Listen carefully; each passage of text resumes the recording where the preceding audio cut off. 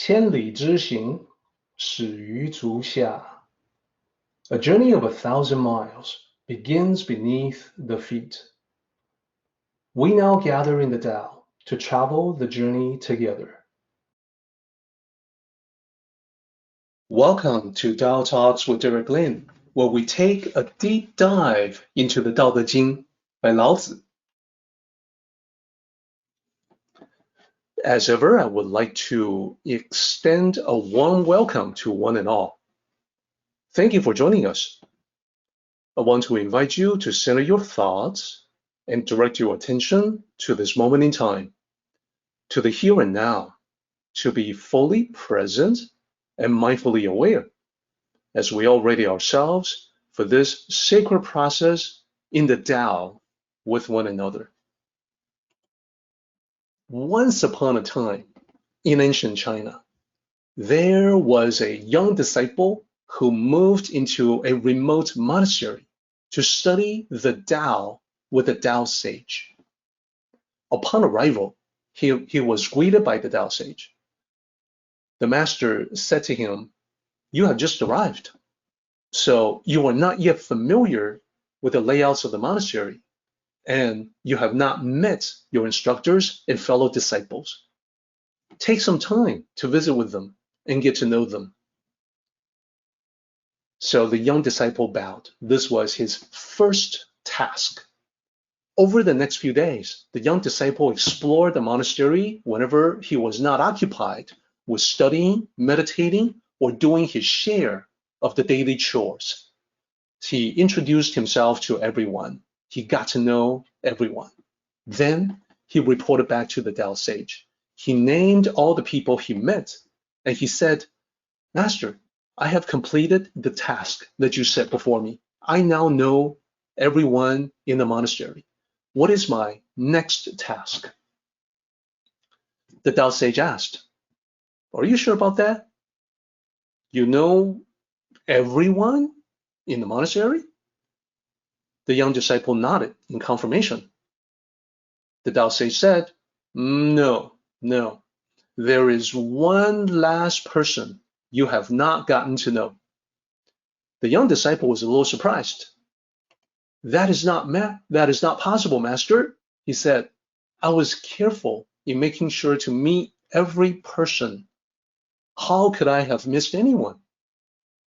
The Tao sage said, "There is definitely one last person you do not know yet. He is most important to you. If you do not know him, you cannot continue your cultivation here. Keep looking." This was the new order for the young disciple. He was puzzled. He walked around. He made sure that he looked in every room. He checked everybody that was in it. He looked around the entire day, but he did not find anyone he hadn't met already. What could this one last person be? As he slept at night, he was still trying to figure it out. Was there a place, a room he missed in the monastery? Maybe a hidden room? Or maybe there was a shed outside that he overlooked? It seemed incredibly unlikely. So he got up the next morning, still thinking about it, and as usual, per his duty, he went to the nearby stream to fetch water for the entire monastery. As he filled his bucket with water, he caught sight of his reflection on the surface of the water. Realization hit him all at once. The master was not talking about anyone else. The master was talking about him, getting to know himself. When he named everybody that he met at the monastery, he did not think to mention himself. This was indeed the most important person of all, because without knowing the self, one could not cultivate the self. And the key to knowing oneself must start with self-awareness, that awareness he had upon seeing the reflection. Self-awareness led to self-knowledge, which in turn led to self-mastery. So the young disciple gathered up his water. He was now ready to speak with the master again. The end. So let's talk about this story and what we can learn from this story. Having seen the importance of knowing the self, I think you already know halfway through the story who the last person is that the disciple had to get to know. This is the overall topic of knowing yourself. And we may think, okay, well, that's obvious. But then we look around in the world and perhaps we will realize that so many people are still not fully aware of themselves or the need to know themselves. So I've got this analysis here, this comparison, people in general and Tao cultivators, that I hope includes you and me. Hopefully you and I are in the right-hand side, but let's talk about the left-hand side so we can do a little comparison and contrast. So people in general may only have vague notions about the self, like they know their names, they know what they look like, they know what they like and dislike. But is that enough? Do they know themselves deep within? What do they want out of life? Tao cultivators, on the other hand, should develop ideas, should be seeking clarity in perceiving self-nature. That is a major goal, as you have heard from the sixth patriarch. A major goal to perceive, to be clear about self-nature.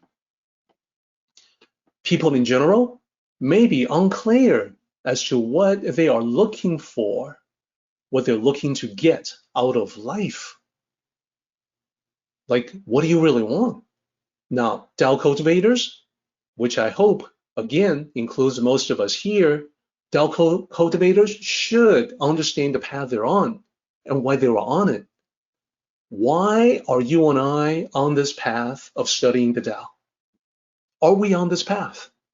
Hopefully, we're on this path together as travel companions. Most people may not have goals of their own.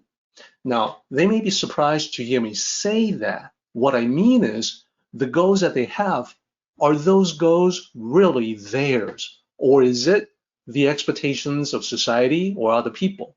Like, everybody expects me to study, get a job, get married, raise kids, retire, and so on.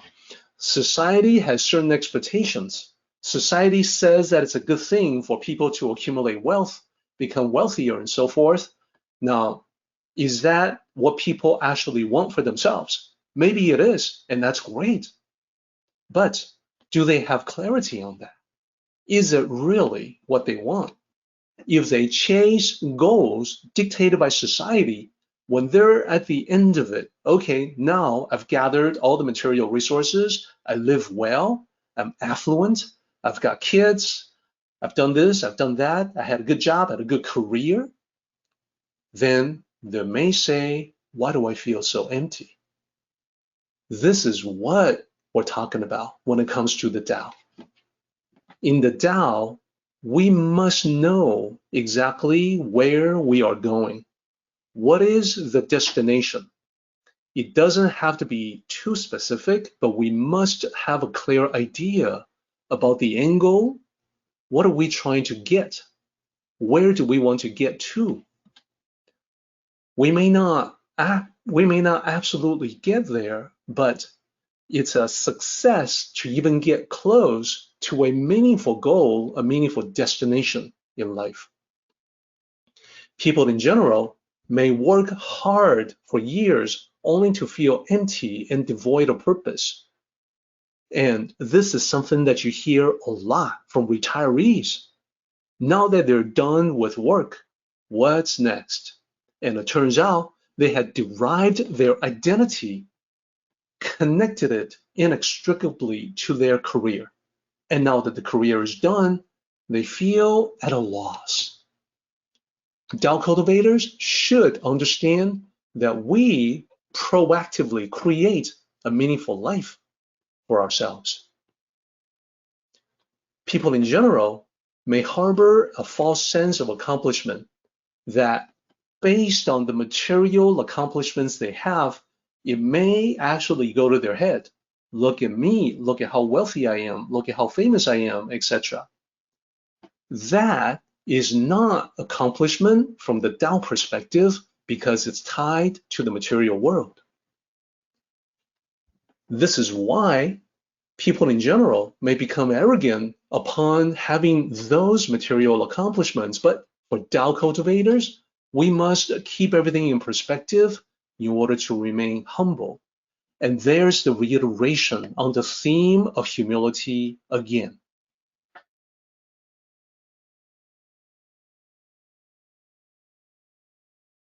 Our meeting has come to an end, but the journey continues on. Let us all travel safely so we can meet again. Until next time, may the Tao fill you with peace and happiness.